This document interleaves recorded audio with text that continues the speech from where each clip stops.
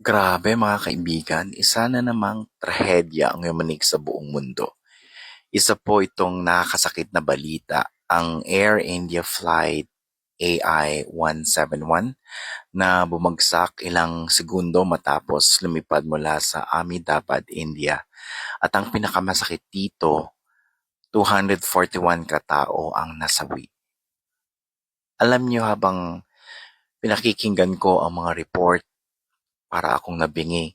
Kasi sino ba naman ang mag-aakalang sa unang 30 seconds na biyahe, doon na matatapos ang buhay ng halos lahat ng pasahero. At hindi lang yan, 28 pa ang nadamay sa ground. Imagine mo yan, nasa dorm ka lang, hostel, tapos biglang may eroplano na bumagsak. Para kang nasa pelikula ni Tom Cruise, pero wala kang stunt double, totoong buhay ang nakataya. Isang lalaki lang po ang nakaligtas, isang British Indian na si Vishmash Kumar Ramesh. At habang ini-interview siya, ang unang tanong ko sa isip ko, paano siya nakaligtas? I mean, anong purpose ng buhay niya after this? Parang may mission pa si kuya. Grabe mga kababayan.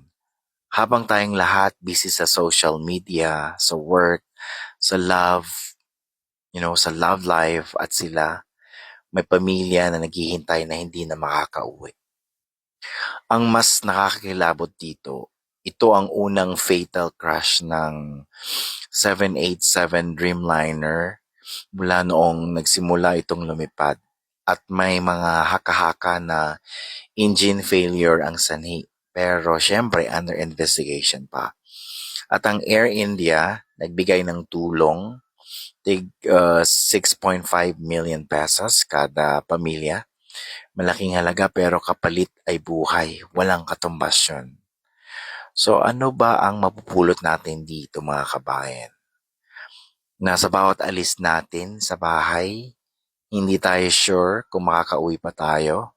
Kaya kung may tampuhan kayo sa pamilya ninyo, kaibigan, mahal sa buhay, pati na. Life is short at walang warning ang kapalaran. Kung nalulungkot ka, naiiyak ka o nagulat ka sa balitang ito, i-comment mo below. Gusto kong marinig ang kwento mo. And kung gusto mo ng ganitong real talk at balita na may halong damdamin, follow mo na lang ako. Again, this is Mr. G, and this is not just news. Ito ay paalala ng realidad. Ingat tayong lahat.